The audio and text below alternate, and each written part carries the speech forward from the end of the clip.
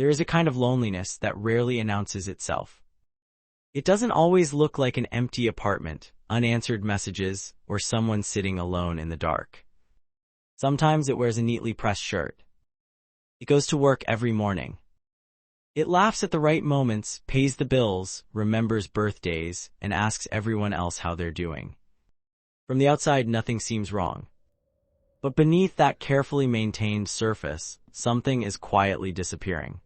Not confidence, not ambition, connection. Around the world, researchers are beginning to notice a pattern that isn't loud enough to dominate headlines, yet powerful enough to reshape millions of lives. Many men report having fewer close friendships than previous generations. More importantly, many say there is no one they can call when life truly falls apart. The strange part is, this isn't happening because men suddenly forgot how to make friends. Something much deeper is happening. The modern world has changed how men work, communicate, measure success, and even understand themselves. Somewhere along the way, many learned to survive, without learning how to stay emotionally connected. The result isn't simply loneliness. It's a quiet form of emotional exile. If you're watching this as a man, you may recognize parts of your own story. If you're not, perhaps you'll begin to understand the father who rarely talks about himself, the brother who always says, "I'm fine," or the friend who slowly disappeared without ever explaining why. Because loneliness doesn't always begin when people leave. Sometimes, it begins the moment someone believes they have to carry everything alone.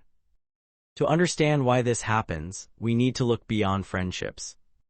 The real story begins much earlier, long before adulthood, long before careers, long before relationships. It begins with one of the first lessons many boys unconsciously learn. That love can feel unconditional, but respect often feels earned. Developmental psychologists have long observed that children absorb expectations long before they understand them. Boys quickly notice which emotions receive comfort and which emotions receive correction. Excitement is welcomed. Courage is praised. Anger is often tolerated. But fear, sadness, confusion, vulnerability, these emotions frequently receive a very different response. Sometimes the message is spoken. Be strong. Sometimes it arrives through silence. Sometimes through a disappointed look. Sometimes through the simple absence of comfort. None of these moments seem life-changing on their own. But together, they begin shaping an invisible belief. A man's emotions become something to manage privately, not something to share openly. At first, this adaptation feels useful. It earns approval. It avoids embarrassment. It creates the image of someone dependable. But every adaptation has a hidden cost. Because when vulnerability begins to feel dangerous, connection slowly becomes impossible. And this is where loneliness quietly changes its shape. It stops being the absence of people. It becomes the absence of being truly known. The tragedy isn't that many men have nobody around them. It's that many no longer believe there's a place where they can safely remove the armor they've spent a lifetime building. And once that armor becomes part of your identity, taking it off can feel far more frightening than wearing it. So the question is, what happens to the human mind when protection slowly replaces connection? That answer reveals a psychological trap most people never notice. The greatest misunderstanding about male loneliness is that it begins when a man is physically alone. It usually begins much earlier. It begins the moment he starts believing that needing other people is a weakness instead of a human necessity. Psychologists sometimes describe this as self-reliant coping. On the surface, it appears admirable. A man solves his own problems. He doesn't burden others. He tells himself he'll figure it out. Sometimes he does. And every time he survives alone, his brain quietly learns the same lesson. See, you didn't need anyone. At first, this creates confidence. Over time, it creates distance. Because independence and emotional isolation are not the same thing. One gives you strength. The other slowly takes it away.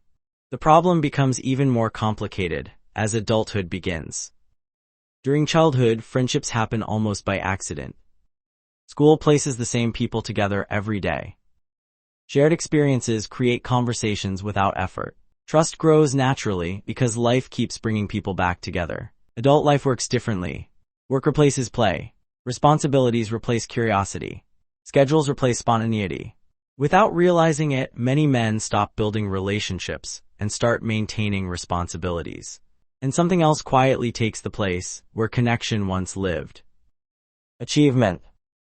Modern society often teaches men that their value can be measured by income, by promotions, by status, by how useful they are to everyone else. The more a man identifies with what he produces, the easier it becomes to confuse performance with identity. His job is no longer something he does. It becomes proof of who he is.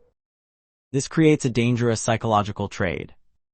Every success feels like temporary relief. Every setback feels like personal failure. Eventually, work becomes more than work. It becomes emotional shelter. Long hours feel productive. Constant busyness feels meaningful. Exhaustion becomes something to be proud of. Because staying busy leaves very little time to notice what's missing. But the human mind cannot replace belonging with achievement forever.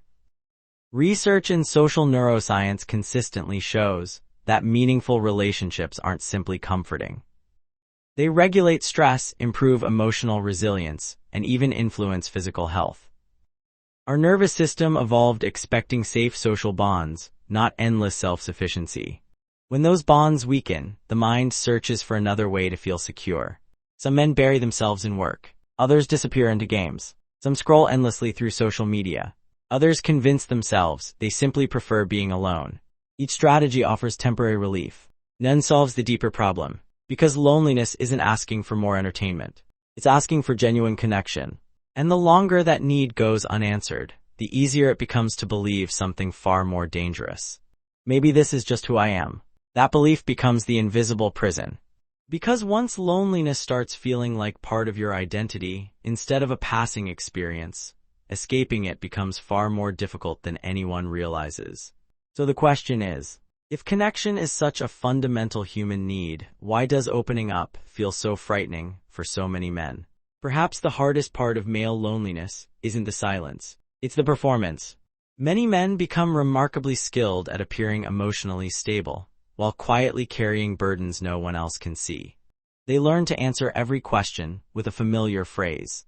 I'm good, just busy, everything's fine. After enough repetition, those words stop being responses. They become armor. Psychologists have long understood that people naturally present different versions of themselves, depending on the situation.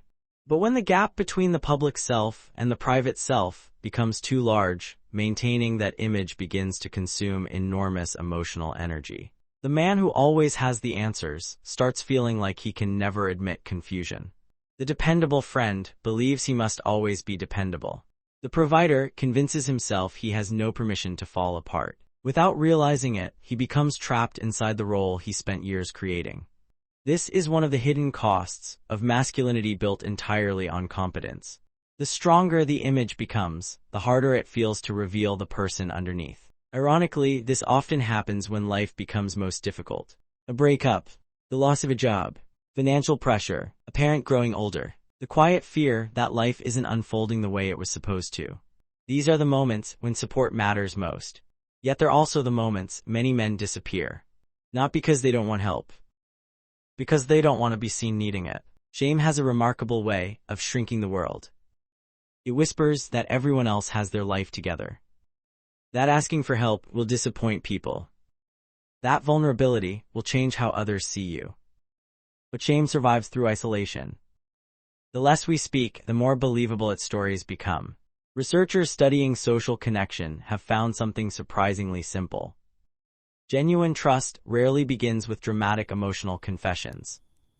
It begins with small moments of honesty, admitting you're overwhelmed, saying you don't know the answer, telling a friend you've been having a difficult week. These moments may seem insignificant, yet they quietly signal something powerful. You don't have to be perfect around me. Real friendship isn't built by impressing each other.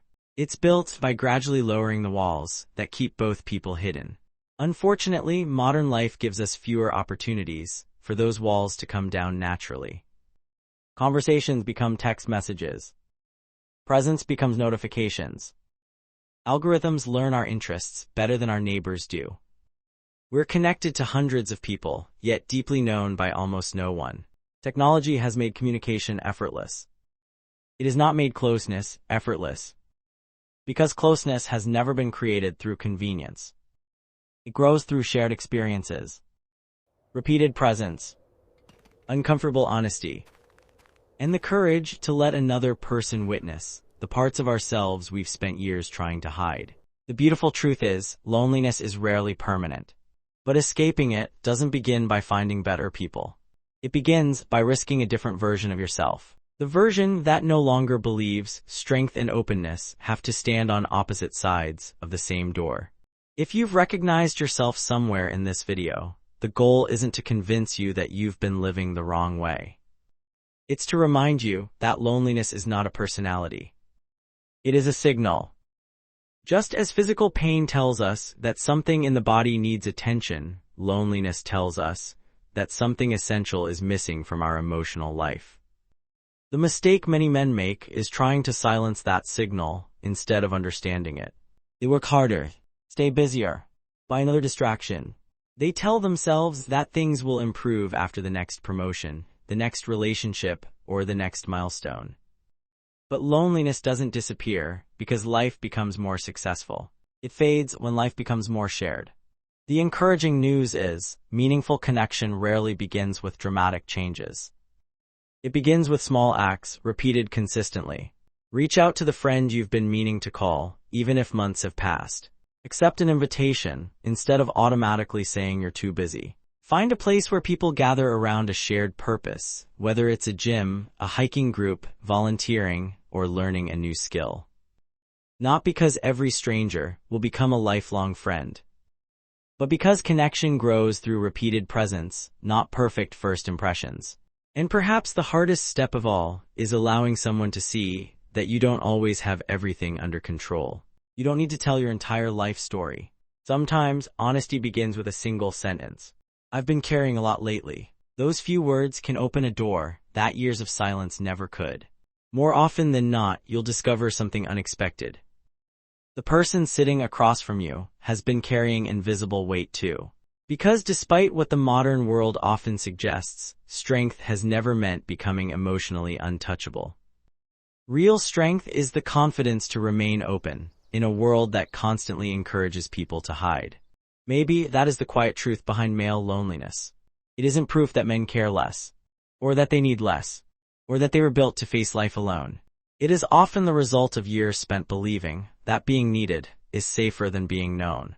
But every meaningful relationship begins the same way. When one person decides to lower their guard just enough for another human being to step inside. Perhaps the strongest man in the room isn't the one carrying every burden without speaking. Perhaps it's the one who finally says, I don't have to carry this alone anymore.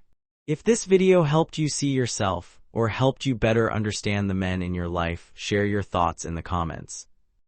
Someone reading your story may realize they're not as alone as they believed. And if you'd like to explore more of the hidden patterns that shape our minds, consider subscribing to Quiet Power. Sometimes understanding ourselves is the first step toward finding each other.